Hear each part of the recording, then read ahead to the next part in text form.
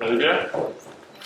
Arrivé le 27 juillet 2022 à Bangui, l'expert indépendant des Nations Unies sur la situation des droits de l'homme, Marc Yao Agbetse, a été reçu en audience le 29 juillet 2022 par le président de l'Assemblée nationale, Simplice Mathieu Sarandi, en présence de Isatou Harris et de 3 membres du bureau de l'Assemblée nationale centrafricaine. Nous avons évoqué un sujet majeur qui concerne la jeunesse parce que il est tout à fait important et nous en sommes convaincus que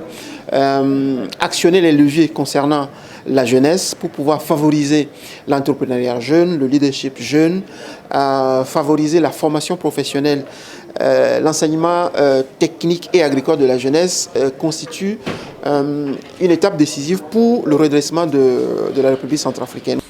Dans leur échange, les deux personnalités ont aussi évoqué la loi sur la décentralisation, le code de protection de l'enfant, ainsi que la nécessité de prendre des mesures pour leur application. Les échanges ont également porté sur la situation des droits de l'homme en République centrafricaine. On constate certes une diminution des violations, mais l'intensité des violations demeure un sujet d'inquiétude pour nous. Et pour moi, il est nécessaire que les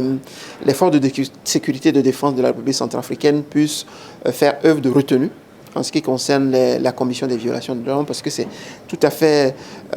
inadmissible que les forces de défense et de sécurité qui